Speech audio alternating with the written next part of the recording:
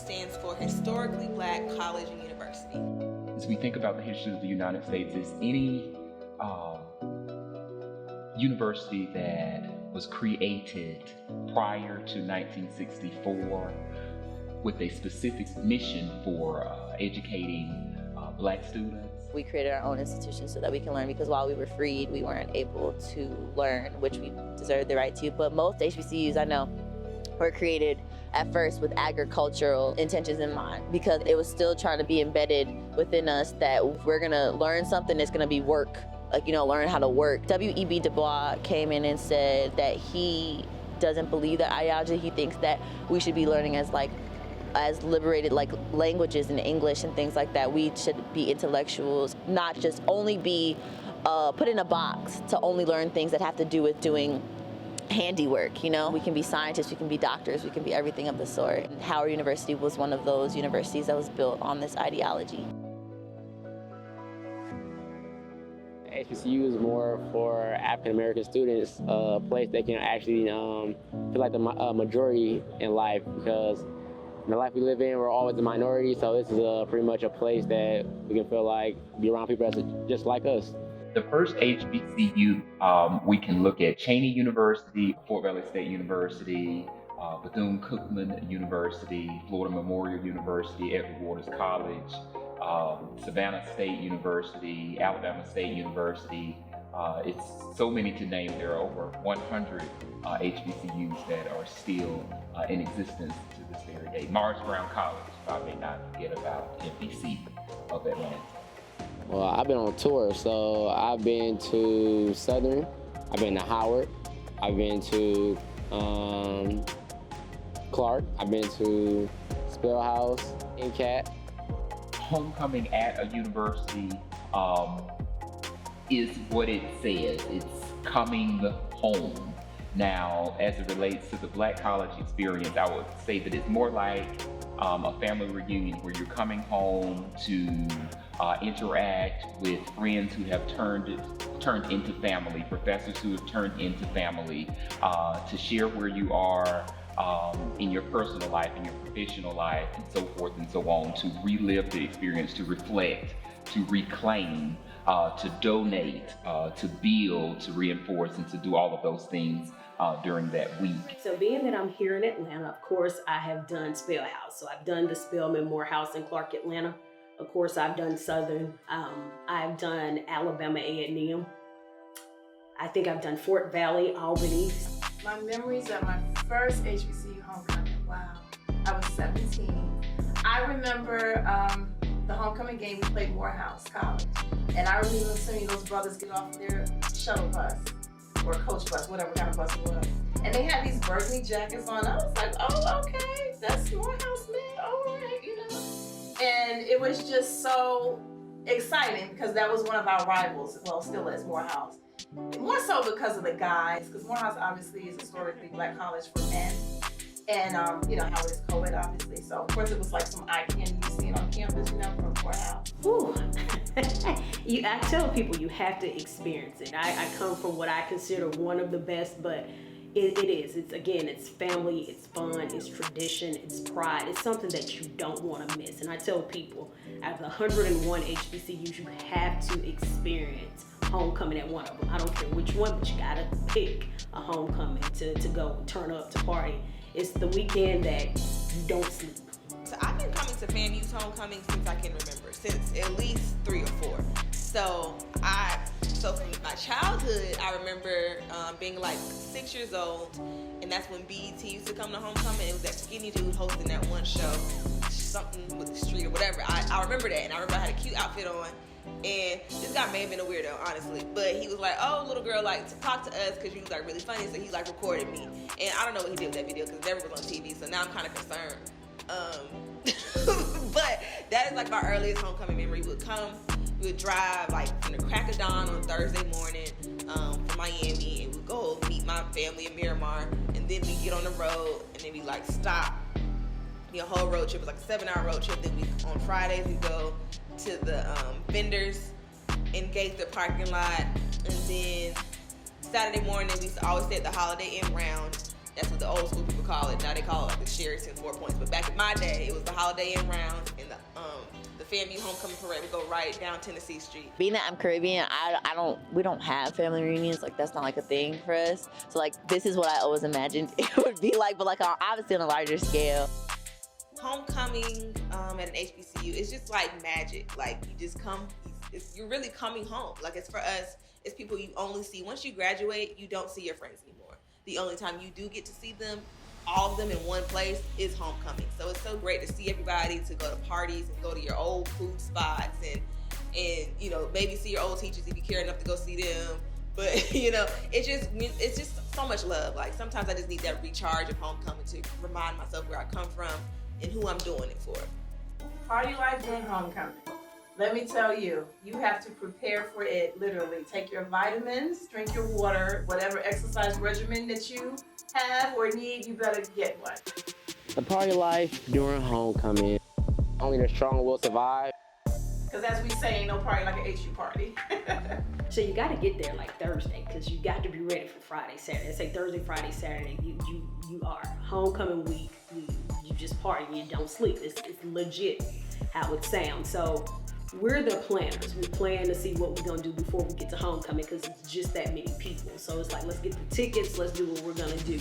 But we know that we gotta get the rest in between, because it's so much partying and there's so many parties to choose from. You might have like 10 parties to choose from. Chillmatic is lit, and then you still have, you know, the rest of your weekend to get turned. But if you get too drunk on Thursday, you're not going to do nothing else the rest of the weekend. And then Friday is Carpe. That's like an all-day affair. It turns into a night party, depending on if you. I know one year I left Carpe at like 1 a.m. It was a lot going on that day. But I feel like Friday is like the party. Like, everybody, you don't come to homecoming if you're not going to Carpe Day.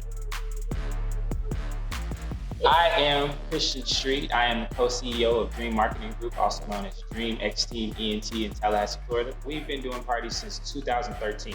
What Dream Marketing Group, also known as Dream X Team ENT, is, we started as a group of student entrepreneurs, literally wanting to create an environment for us and by us for students at Florida A&M University. A lot of the clubs in Tallahassee, Florida were holding events catered to markets that weren't affiliated with ours. So we wanted to create an experience for literally our colleagues, our fellow students, and from then on it just built to what it is now. Yes, I've been to a Dream Team party, founded by Jared. I remember when Dream Team was a dream, you know? I'm sorry, I make myself laugh.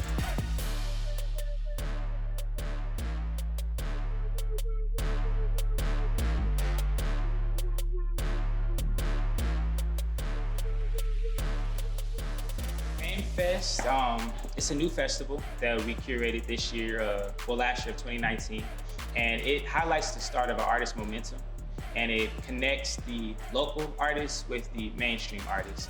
So what we did with FanFest this year was we got the celebrity artists, the babies of the world, Young Nudie, King Kong, Stunner for Vegas, and we put them with talent of our own that's here in Tallahassee, Florida, with Bernard, Rico Dreams, Camille, TLV, so on and so forth. So what we ultimately wanted to do was provide an atmosphere for our local grown talent to be on the same stage as celebrity talent, so we can support our own in a sense.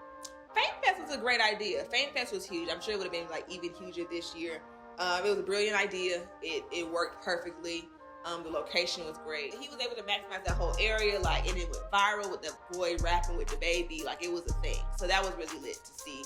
And to see where Dream Team itself started to where FameFest became, like, it's great. So I will say the anticipation for our events are 10 times higher.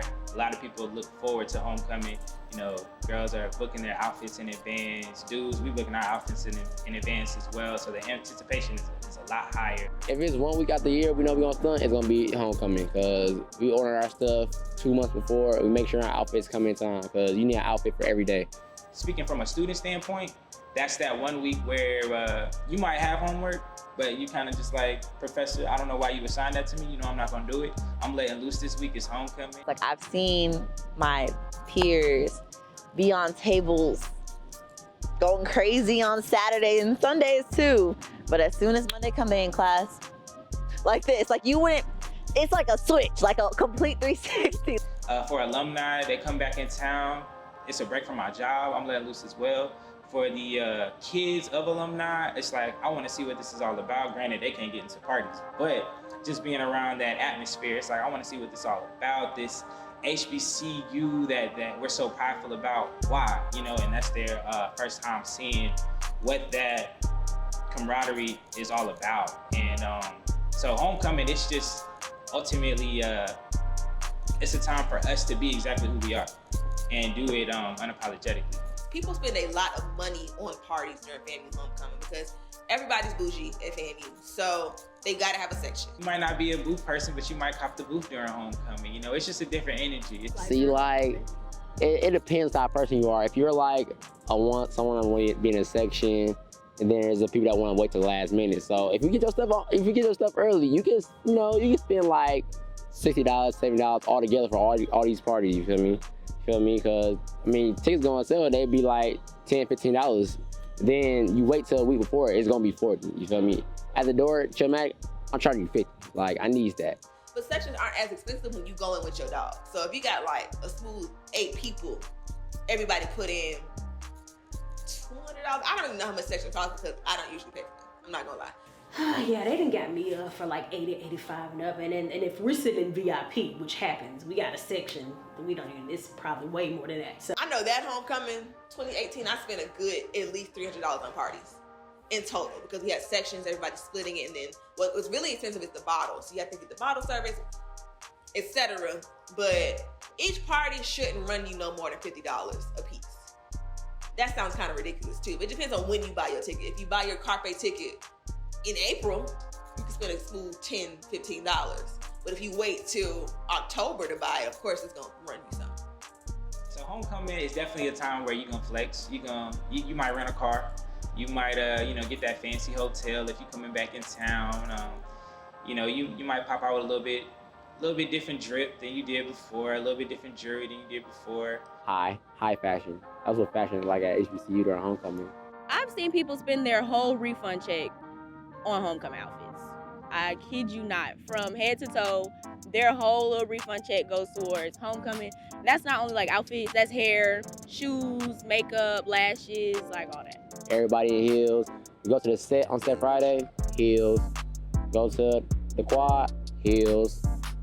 New weaves, all that stuff. You gotta come correct during homecoming week. And I think FAMU takes it to the next level. I would have to say Spelman, Howard, Morehouse are some of the most best dressed HBCUs out here, I would say. Like, we take the way we go to class as a really big deal because it's just like, you're now in a professional setting and this is how people are gonna take you seriously. They're not gonna take you seriously if you're wearing pajamas and sweats because it's just like, we know that in the real world, Black people, if you walking around wearing pajamas and sweats, they're not gonna take you seriously. So like, yeah, we're on our campus in our space, but while we are in the Howard bubble, we still know that it's the real world, and if we want to get to where we need to get to, we got to do what we got to do. And that's looking the part and playing the part. Fashion on campus during homecoming is a fashion show. Like, don't walk around here in leggings and a t-shirt, none of that. The whole week is up.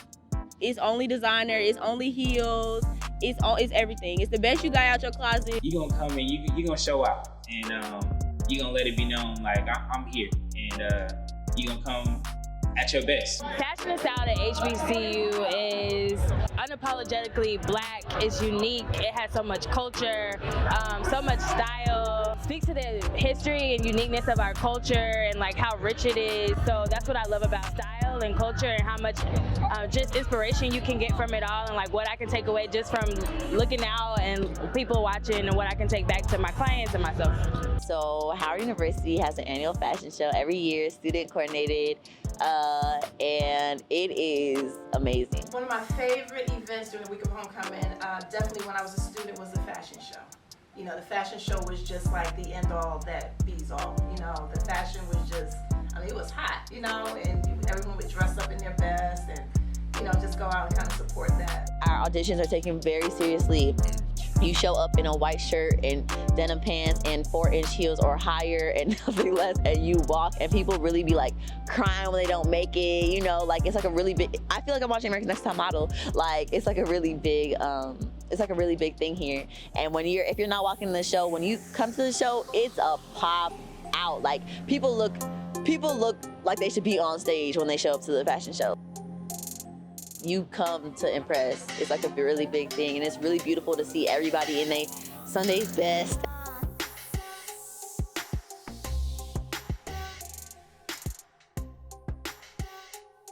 My name is Madison Starr Brim. I am a graduating senior fashion design major from Mount Vernon, New York. I was the chair for Howard's Homecoming Fashion Show this year. The fashion shows themselves, like I said, it's hard to say. It wasn't one particular style because you had so many people from so many different areas, you know, from Howard. So everybody had their own little fashion, but you know you were at Howard, so you were fashionable. I don't need to see New York Fashion Week because I got Howard. Like this year we had Dapper Dan Gucci as a line, we had MCM as a line.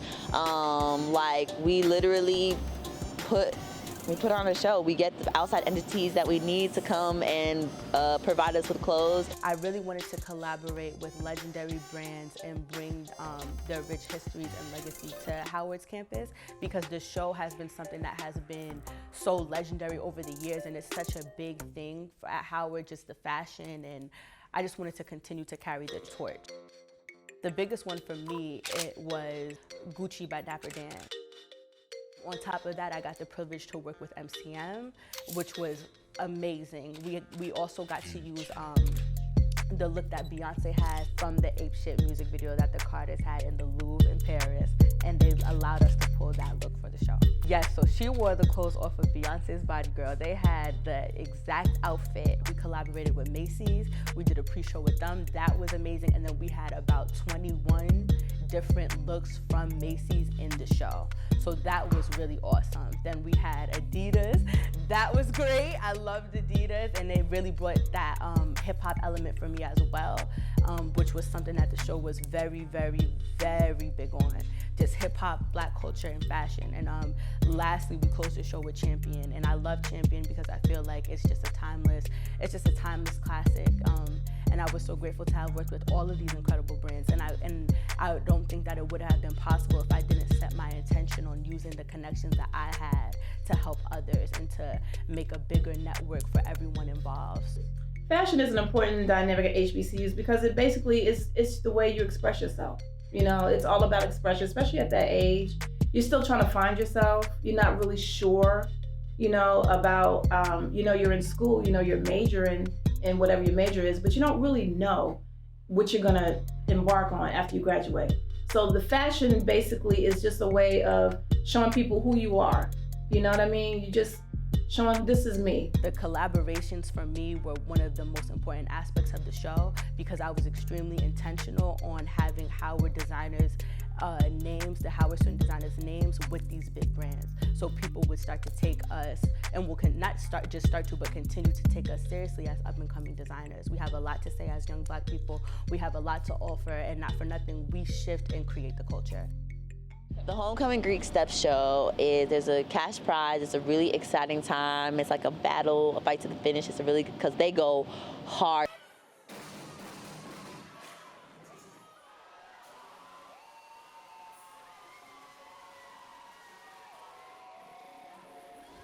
A real step show is pretty much precision-based, energy-based, theme-based. So everyone has a theme at the beginning, and then you gotta make, upscale videos and to tie into your theme. They practice very hard, like every night, like for hours on end, because it's about precision and nailing it, and you just see all that hard work and dedication come out on the stage. Okay, well, the Divine Nine are the historically Black fraternities and sororities that were set aside to promote scholarship, to promote public service, to promote college pride, Black pride, and so forth, as it relates to the African American community. So I would say scholarship, love for all mankind, public service, and so forth. And of course, we look at those that is Alpha Phi Alpha fraternity, Alpha Kappa Alpha, Sorority Incorporated, Delta Sigma Theta, Sorority Incorporated, Omega Psi Phi, Fraternity Incorporated, Zeta Phi Beta, Sorority Incorporated, Phi Beta Sigma, Fraternity Incorporated, Kappa Alpha Psi, Fraternity Incorporated, Sigma Gamma Rho, Sorority Incorporated and Iowa Phi Theta Fraternity Incorporated. The love of people in their sororities and their fraternities, like, to see how much work and dedication they are willing to put to do something that is a part of a big tradition of Greek life, stepping. When we come home, we want to see what our fraternities, what our sororities are doing, most specifically within an artistic sphere. As it relates to Black people, stepping is something that birthed itself on the African continent, looking at the gum dances of South Africa today, and so many other dances that we have done over the years and how they have been incorporated into the African American experience.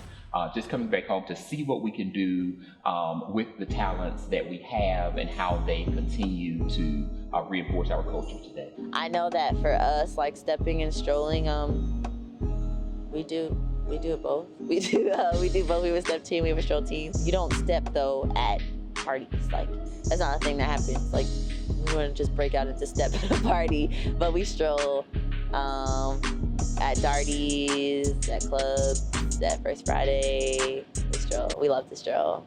My favorite stroll to see is the Alpha Stroll. I like when they do the little shimmy one. I don't know what it's called, but that's my favorite one. They get to hopping around with Chopper Style. Come on. OSC on the Yard is To Be Real by the Deltas.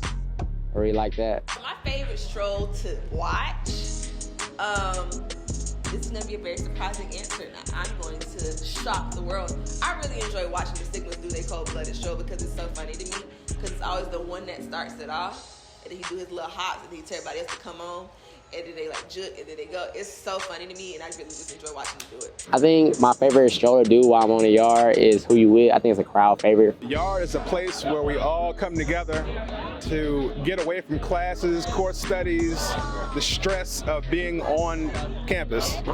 Something that we all do. Everybody kind of mingles with each other, even though we have separate stones or separate trees or separate plots. We all, again, support each other for the greater good of the actual university. Southern has Pretty Wednesday, Howard has the Yard, but FAMU got Set Friday, and it's like, it's not even comparison. Set during homecoming is crazy. Like, everyone comes out, and then people come back, depending on like if it fits in their schedule.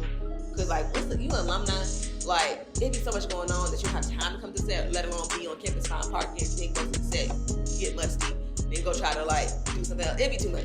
But and then like the locals come out, cause we got the hood babies there for the car show, so they be out in droves. Everybody come back.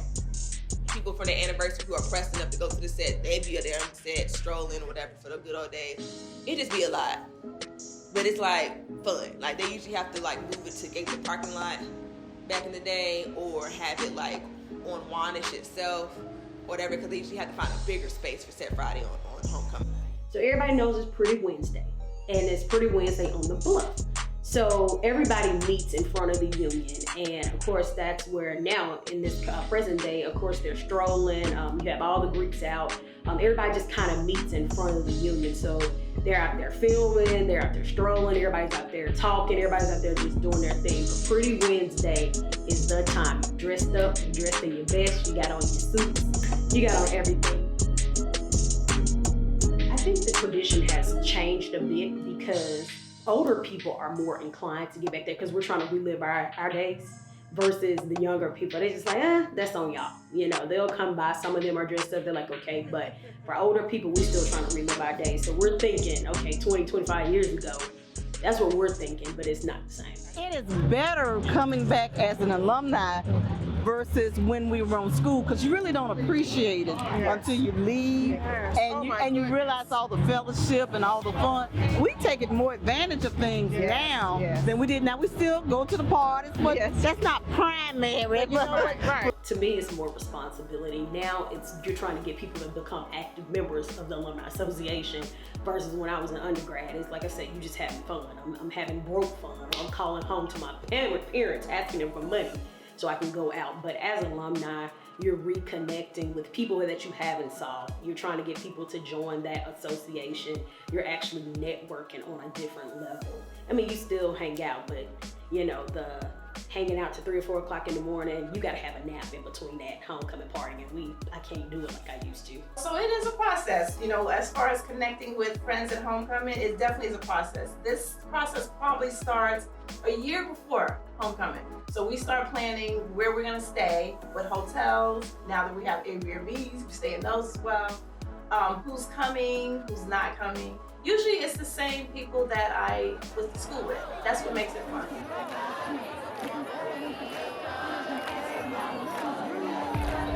My profiles come during homecoming. It's more of just like a, you know, getting to know them more, because like, you know, people from all the way back come. Getting to know them, introducing yourself, you know, because we have a bond, we have a connection, we're in a sisterhood. So it's a really beautiful thing to see because they're so happy, like, you know, it's just a welcoming family, and because you're already a part of it, so it's just meeting each other. It's like meeting, like, you know, like to the older ones, like meeting your new little baby brother or sister, like, you know, your new baby sister. And it's just a really, it's a really beautiful thing to see and do. Emotional point for me at homecoming was just this homecoming. It was my first year where alum cheerleaders came back that I've actually cheered with. And when they came in the building, like in the gym, I was literally like in tears. Though it'd only been a few months since I'd seen them and only a few games since I cheered with them, seeing them come in there and like ready to cheer with us and just knowing like how much you miss someone and you don't realize that until you see them, like I was literally crying. It's always fun, like, especially since I'm way removed now, so I'm not like the pressure isn't on me because I'm not in the chapter. I can really just come. And it feels great to see older profites from way before I was even thought of and born, and their traditions.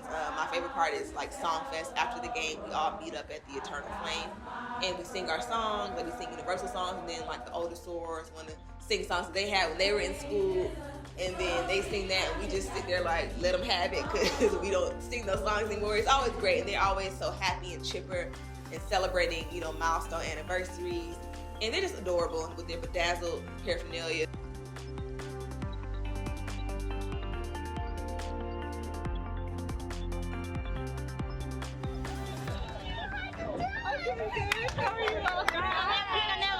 That's what we do. Hey, how are you? It's so good to see you. Hello. So this is my number 20 from the last line. Homecoming is just like, wow, all ages, colors. The love is there. We are the Mecca.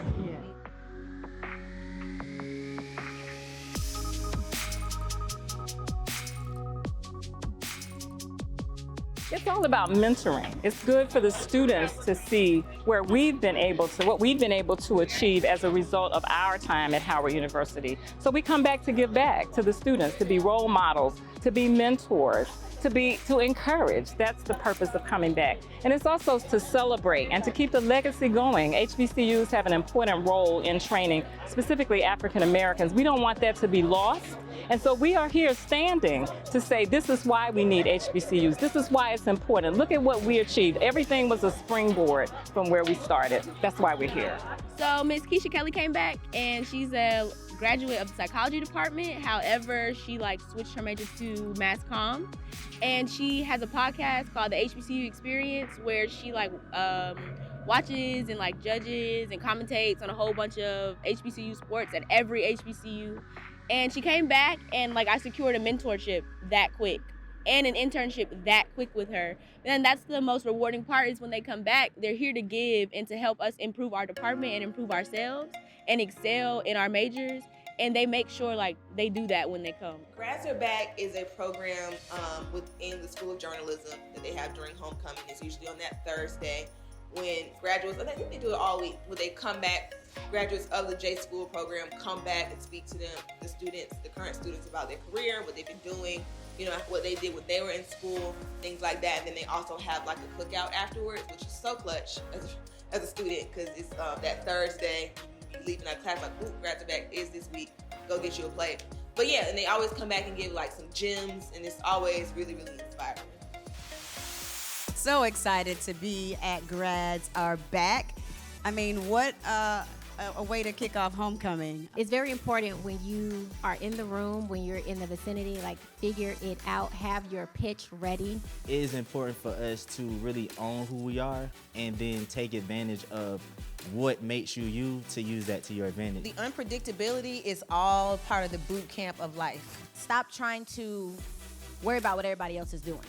Stop trying to make your journey their journey. Know that what you have to offer is good enough. Your quirkiness, your insecurities, your just yourself, you're good enough. None of this is in vain. You even being in this room is not in vain. Take everything, absorb it like a sponge. There are going to be people that don't want to see you win. Win anyway. There are going to be people that don't want to see you climb the ladder. Climb anyway. It's not everyone that has, I'll say, like deep pockets, but I think everybody deserves to get the best education. And any way that you can support any school, especially our HBCUs, is very important because I always believe, and my parents instilled in me, that education is the best tool for opportunity. And being a member of the Alumni Association is the way to help your future. To help your future. And what we don't have a lot of institutions left in the black community. Howard was founded in 1867. There aren't a lot of things you can point to and say that they have lasted that long. So if we don't support it, how do you expect other people to support it and everything? It's very important that we support our own. Of course, we know that this country was built on racism, white supremacy, and slavery. And unfortunately, HBCUs still bear those scars.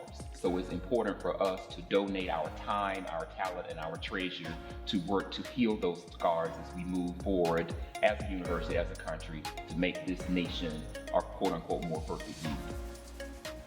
Hello, I'm Raquel Jackson, graduate of Florida A&M University, spring 2011, and I'm the event chair for FAMU Young Alumni Giving.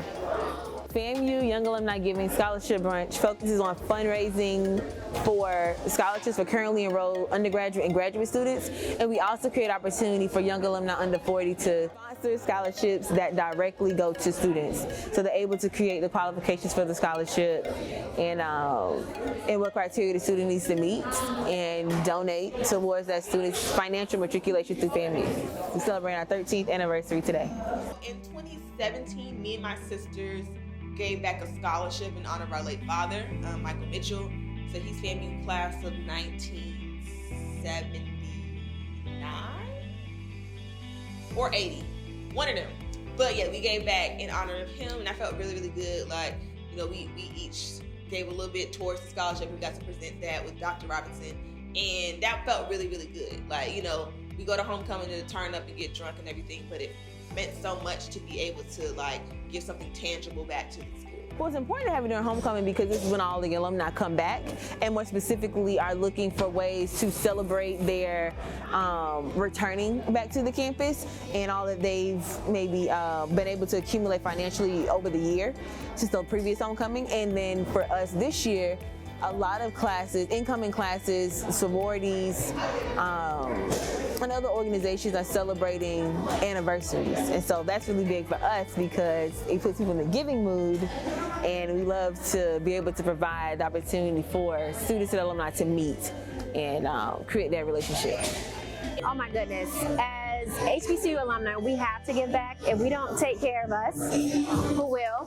So I think it is very important that we spend our time and talent. We get so much here. The HBCU experience is beyond what I could even think of or imagine before coming here.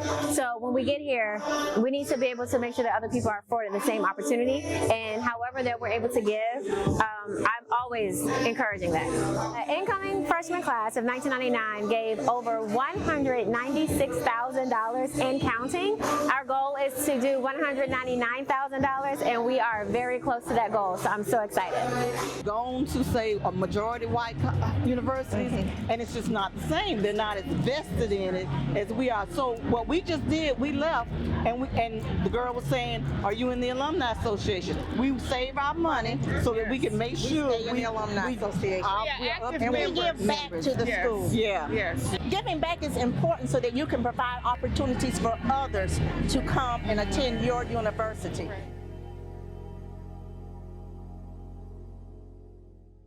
perfect tailgate is when you get to the stadium or where everybody tailgates around the stadium, and you're walking and you hear all the music and you see all the alum dancing, drunk, having the time of their life, and you just get involved with them. You're laughing, you're having fun, you're dancing, you're eating, meeting people you've never met, making connections, and just having the time of your life, because that's what it's for. The tailgate at Howard is lit. Like, everybody, just different music in different areas. You want to listen to some reggae, let's go over here. You want to listen to some hip hop, let's go over here. You want to listen to some R&B, let's go over here. Like, and everybody got their juice. All the fraternities, all the sororities got their juice. It's serving food, and you know, we have all the different companies come out, and it's just a really beautiful thing to see. Everybody got their bottles in their hands, and they moving around talking about pour up. All right, so you already know what time it is. It's the BN tailgate. That's like the most popular tailgate on campus during the homecoming. You already know what it is. Beta New. It's BN. 5 year. Happy 5 years of Luxos, man. Black party every year. We're going crazy regardless. Happy homecoming to all brothers coming back out, man. Hey, mess with us. FAMU. Ain't no other place like FAMU on this earth, man. For real. Before the game, you got the presidential tailgate, you got, school stuff. But if you want to have a good turn up or have fun, you can come to the BN tailgate. I can tell you one funny story. A friend of mine, I'm gonna put his name out there, Brian Jackson, Alpha. They have their little tailgate set up there. So every year when he's there, I'll go there and I'll stop by his little tailgate. And they had something called some ape juice, right? Yes, that's what I said too. And I'm not a big drinker, but he's like, yeah, try this. It's sweet. He knows I love sweet stuff. I drank that. I was fun, okay. Looking at me, you okay? I'm good. Because I'm getting ready to go up to the yard, that year I was actually going into the game. So, I'm just, talking, socializing. And you good? I'm like, I'm good. So if you ever been to Howard, there's a steep hill going up Georgia Avenue, okay? I had the ape juice.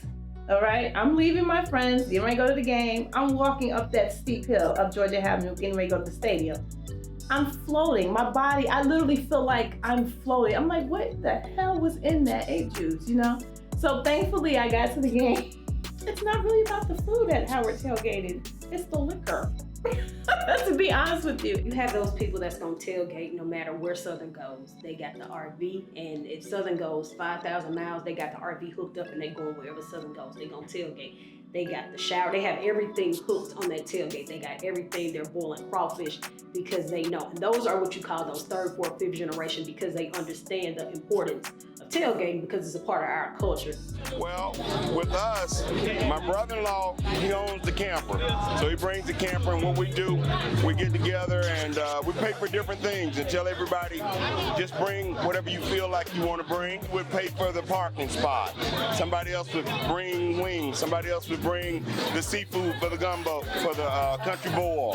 And we start on a Thursday, and we go all the way to Saturday night. And then you have the people like me. I'm just gonna stop by, what time is the crawfish done? Because I'm coming by once you have finished with the crawfish. I'm not that person that's gonna gather all of that stuff and go outside to the tailgate, but I'm gonna stop by and eat.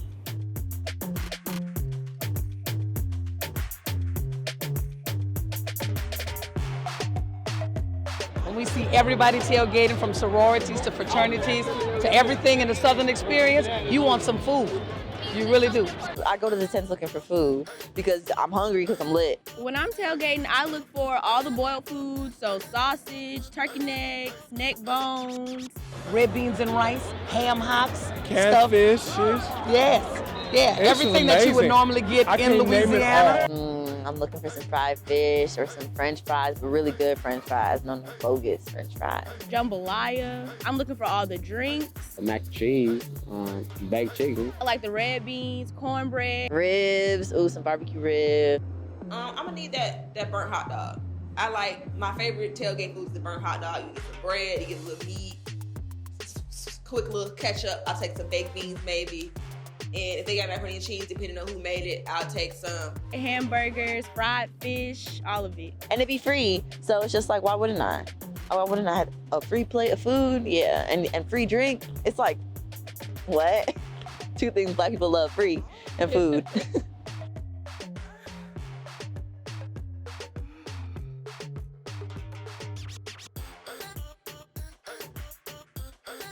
Well, I think it's one of those things that brings everybody together. So we can always, even if we lose a game, we can always laugh and talk over crawfish, turkey necks, you know, potatoes, corn. You can always talk over there. The staple for the tailgate every year is fellowship and love. That's why we're here.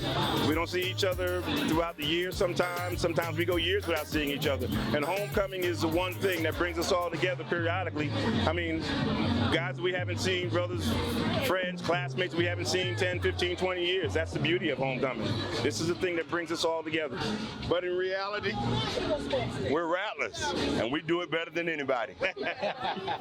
So the vendors during homecoming are a big deal. So at FAMU, we have like several vendor spots. So the main one, so it's two main streets. They're parallel to each other.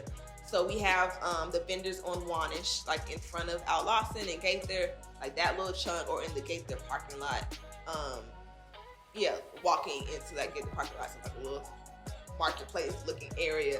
So you can get anything fried conch fritters, jambalaya, wings, scrimp, like all kinds of stuff. And then like if you want to get crazy, then you go down Perry Street. Like Perry Street is not for the faint of heart.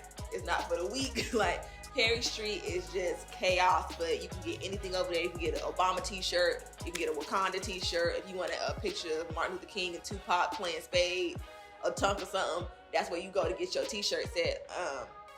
And they got food over there too. They got the lemonade in a little plastic jar with a hole stabbed in the top. You just slide a straw through it and it'd be so sweet.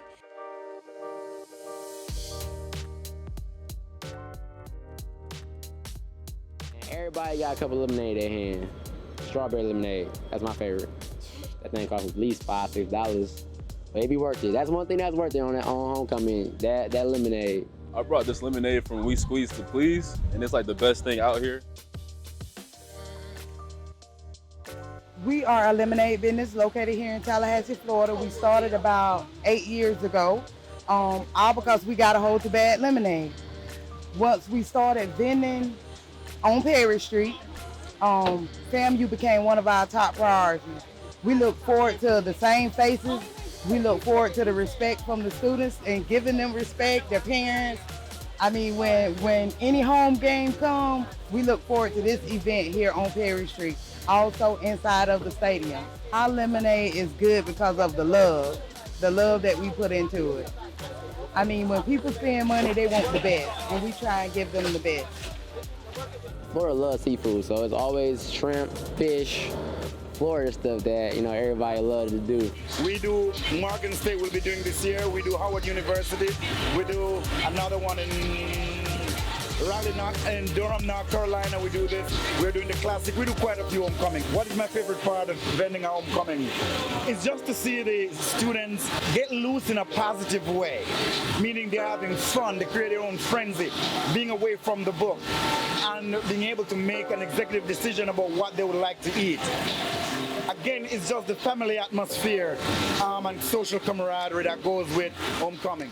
There are clothing vendors, I would say, they are set up in different places. You have a person named Thomas that does like mobile threads. You have a guy named Keith that does like Anthony Lawrence collection. So it's in different places that you can find them. But we have what's called the hump. So when you're coming over the hump, people out there selling those t-shirts. And then once you get over the hump, that's where you find t-shirts. When you're going towards, I think, the Delta House, t-shirts. So people are set up on the side. You catch all of that before you actually get into the game. We have a lot of friends out here that we set up with. We've been next to them, or we try to go look and see where they are. We'll send some of our customers, you know, hey, go check out this booth over there. It's a really good camaraderie here, especially at Howard. Everybody's so cool and so close. We don't have time to be beefing. Let's all make money. Homecoming really helps set us up for the year. So yeah, we have a goal that we set for each weekend. We do pretty good at exceeding it because the love just grows. We've been so blessed by our fan base. They're incredible. You know, it's good to see the students see black businesses. A lot of times they think of high quality, they think of Gucci, they think of designer. They don't realize that there's a place down the street from you that has incredible quality. You know, we're based out of Atlanta. A lot of people don't know that we have incredible quality in our clothing and we're black owned. So it's good for people able to see really good, high quality Black-owned products and services at HBCU at their homecoming, the word kind of spreads and it really carries throughout the rest of the year. Stimulating the economy, Black businesses and so forth. Of course, we have thousands of people, thousands of alumni, and other townspeoples that may come back into Tallahassee for homecoming, as well as other homecoming experiences around the world. And it's a week of us, in essence, unapologetically supporting our own with multiple vendors down the streets, where we buy t-shirts, where we buy food, where we buy clothing and so forth. So in essence, it's a mini Tulsa as it relates to what we're doing for those 5 to 7 days, where we unapologetically support ultimately our own, and those individuals are able to exchange those dollars between Black hands in order to not only stimulate African American communities, but the cities as well. Football memory during homecoming, of course, is winning. I mean, of course, just getting touchdown. But I think I say this past football season, it was a tight game, and so we're going back to back with Alabama A&M. We score, Alabama A&M scores. We score, Alabama A&M scores. So you're trying to live tweet, you're trying to update, you're trying to interview, and you're trying to watch the game at the same time. But just seeing, the last play of the game, and you see that you walk away with the win is probably the best memory. At Howard, we care a lot more about the band and the dancers than we do about football team. We don't really, we love Showtime. Now, I come for both. But a couple years ago, I used to come just for the band. Football team and the band are a married couple. You can't have one without the other.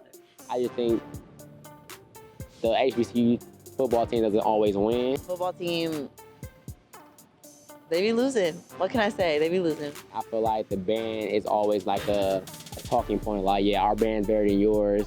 And it's just so much history behind, the way they perform and the way they carry themselves. Nobody asks at the game. I couldn't tell you the score. I couldn't tell you if we won or lost the game, but I know we lost. That's what I'm telling you. I know we did. And guess what? I found out we lost. Honestly, I'm not a big football fan. I don't even understand the sport. Imagine that. I mean, don't get me wrong, I want my team to win. But the thing for me that I get excited about is the band. HBCUs do care about football. You have those HBCUs who have very iconic football programs like Grambling. They're literally one of the most historic football programs. But it's it just be the band, man. I don't really know how to describe it. It's just the band is just so important. It's the literal heartbeat of the schools. And we created such a great culture, which I credit to FAMU and Dr. Foster. Look it up, period. Because y'all wasn't doing dance routines and all of that before us. But I just feel it's just, I don't know, I think it's just Black people in general. Music is so important to us. And this is why we hold it in such a high regard. And yeah, I mean, we do care about football. Some schools, especially once we migrate to the SWAC, y'all gonna see how the SWAC get down. They have some school spirit, and they are very competitive. They're very lit. The MEAC is very a laid back kind of conference. But when we get to the SWAC, we gonna see they don't play about football, and they love their bands. Relates to marching bands and African American history or African experience. Of course, we always have to go back to the mother, or to the African continent, as it relates to marching bands. Of course, we know the drum, the banjo, and so many other instruments made their way across the Atlantic with us, even if it was through the ears and the eyes of Europeans who had us entrapped aboard those ships. The style of HBCU's band is unmatched.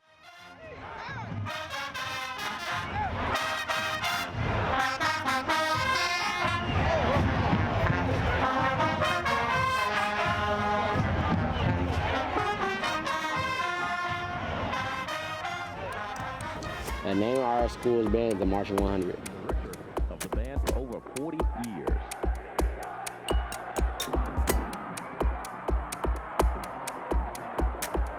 Our university's marching band is called Showtime Marching Band. And let me tell you something. If you want to get all of Howard out their seats, you got to play neck. I'm talking at the side of your neck. It's like everybody got. It's like.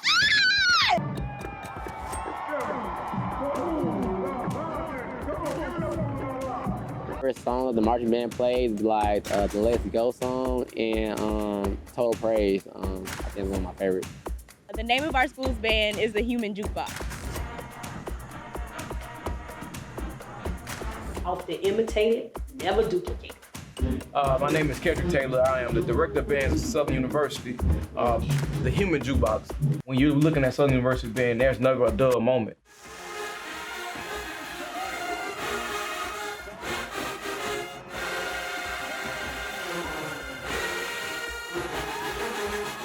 So a lot of people don't know our style came from way back when jazz was invented. The directors that started this program were jazz influenced directors. So our band was based on a brass band, which our style was derived from that.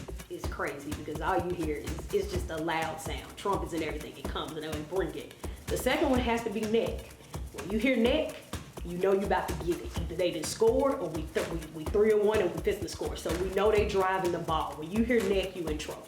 You really in trouble. That's a staple. It's really a staple of Southern University. Watching the Jukebox play is amazing. They execute well, they're entertaining. They're always giving you something you would never expect. Like one time we had like a whole Michael Jackson themed field show and they had on like wigs and everything and they was out there dancing and stuff. So when you watch it, it's like, you gotta expect the unexpected because they're always gonna bring you a show. We make sure that you can't take your eyes off. If you take your eyes off, you're gonna miss something. The band is always moving. Energy, we always have a lot of energy in our shows.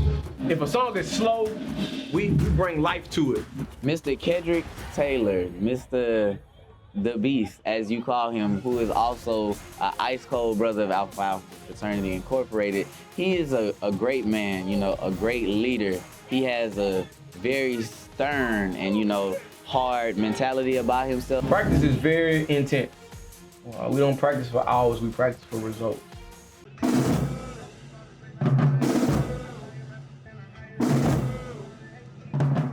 Oh Lord, if you ever been in the band, like band heads, they probably worse than like Jordan and LeBron fans. Like they are crucial. Like if you didn't march or it's like you got some sports groups, but you got some band groups and these people will chew your head off if you get something wrong. He's always gonna get the job done. Earlier I talked about making things happen. Well, if you put him in charge of something, he will make it happen and it will be the best that it could possibly be. So we live by this, it only takes one. We don't need 5 drum majors, we don't need 10. All it takes is one. And he's that one person. Name is Trayvon Caesar. I'm a senior psychology major from Lake Charles, Louisiana, and currently I'm the drum major for the Southern University Human Jukebox Marching Band.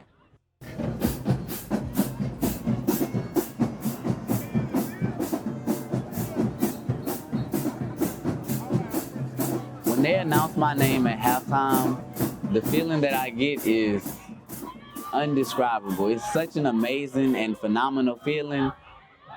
It just lights my day up every time. I look forward to it every Saturday.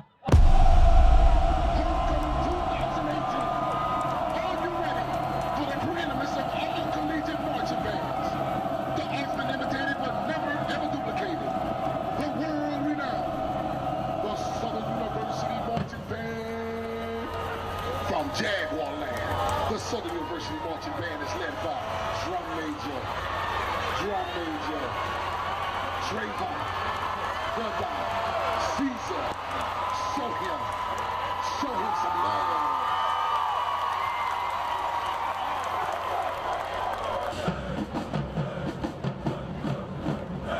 The Human Jukebox will now take you to a high energy midfield drill under the sound.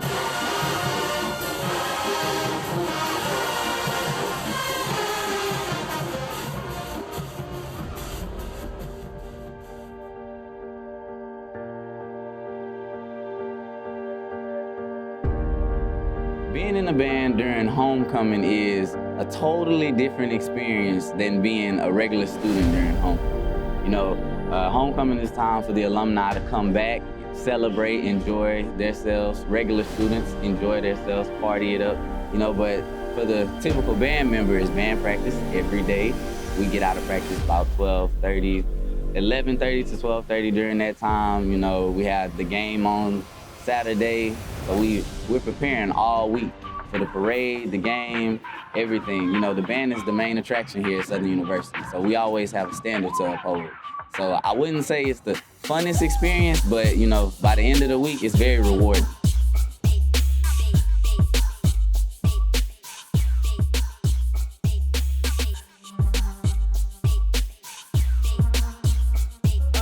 The Southern drum major is only one, and they come out and they do the little run thing to the 50-yard line, and then do like the little matrix gyrate thing, and then they like do the back bend, and then they like do the thing. And it's very military. It's very like traditional. And I love like when they have tradition. I love tradition, especially when it comes to HBCUs. My favorite part of the band has got to be the dolls. The dolls are the best part. The band is good, don't get me wrong, but when they play a good song and you get to see the dolls get to going, it's the best part.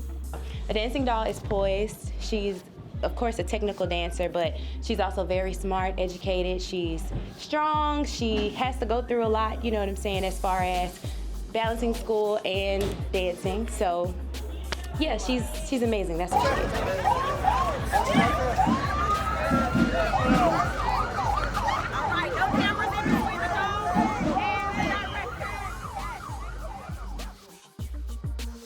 The dancing dolls have a jazz and ballet style technique. So we put our choreography together based on simple jazz moves and then the style of the Southern University dancing dolls. When the dolls are dancing, it's like amazing. It's exhilarating. They're precise. They execute. They're entertaining. They're gonna give you whatever you want, and every time they one-up their last performance. It's never the same thing over and over. It's always something else that makes you go, wow, like, what? I love dancing dolls. That's just it. I just love them. Oh, the dancing dolls are fabulous. The energy, the dancing, the clothes. Before I was in the band, I loved the dancing dolls just as much as everyone else. And I still love the dancing dolls. What's not to love?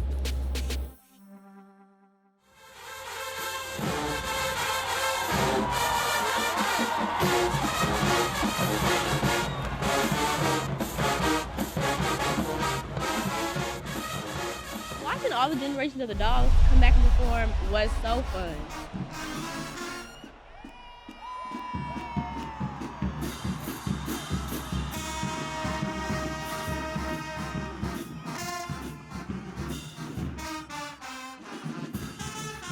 And it was so weird, like, and crazy seeing how our dolls do things now and how they might have done things like 20 years ago or 10 years ago or even just 5.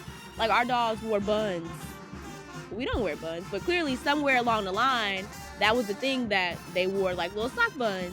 So it was really entertaining and just crazy to see how like things change over years. And like there was groups of like a big group of dolls with like 14, 15 people, but I think we have like 10. So to see like, you know, how things go from like a lot to a little, or hair down to hair up, or this type of dancing to this type of dancing, and how things progress. This has been a long time coming. We knew the 50th year was coming and we wanted to do something special. Each decade got together to develop their own dance, their own march-ins, and so each group would meet to come together to do their own twist according to their era. Well, Forever Doll is a doll that has danced with Southern University as an undergrad student for at least a game or a year or whatever, and then after they have served that time, then they become Forever Dolls. Coming back and seeing the current dolls, it brings back all of the great memories of being with your team, hearing the beautiful sounds that the band makes, and just feeling together, dancing together, doing what you love, your passion.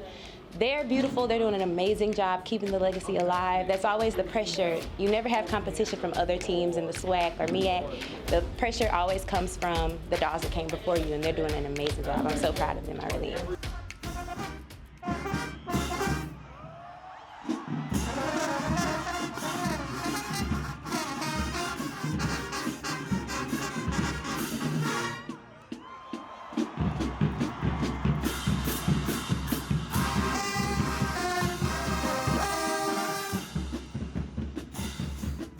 So dancing with my craft sisters, we're literally like this, okay? We're like this, but at the end of the day, we're all girls. You know, we have our moments and everything, but the sisterhood will forever be there. Two of my best friends I've met here at Southern University who are fellow dancing dolls who danced with me during those years. So we formed fellowships and sisterhoods to last for a lifetime.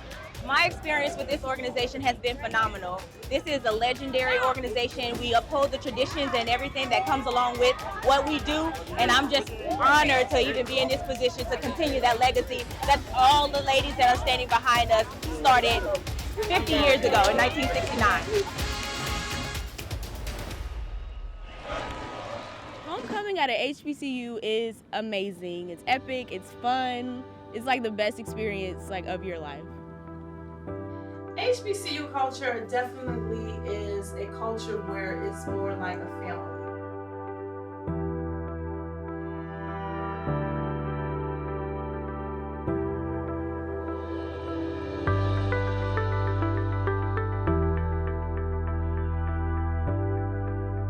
You know, I felt right. I just fit in. You know, it was just, I don't know, it was just something about as soon as I stepped foot on that campus, it was just like magic for me, you know. I was around people that looked like me. You know, we were all striving for the same things to be successful. It's like a family reunion, honestly, you know, because we get so caught up in our day-to-day lives, especially now that we're out of school and we're grown and have families, working, careers, and all that good stuff. And homecoming is a way to come back and reconnect. You know, every year I see people that I have not seen in years, and you just wonder what happened to them, you know, but they show up at homecoming. Describing the culture at a HBCU, the main thing I go with is tradition. Tradition, family, history, it's nothing like it. It's a melting pot. It's the place that you can go and be yourself, all the melanin in the world. It's also about diversity, but it's the place where you go to cut your teeth. It's just really beautiful because college is one of the biggest parts of your life, like where you learn the most, you develop your character and you become yourself. And I feel like this space plays such an important role in that, and I feel like I'll never forget how being in this space made me feel. So coming back to all the alumni, I really am very appreciative because it's just like, it's so beautiful to see how happy they are to be back and how like they love to speak on memories, like, oh, we used to be at Blackburn, and to compare like now and then, and it's just a really cool thing.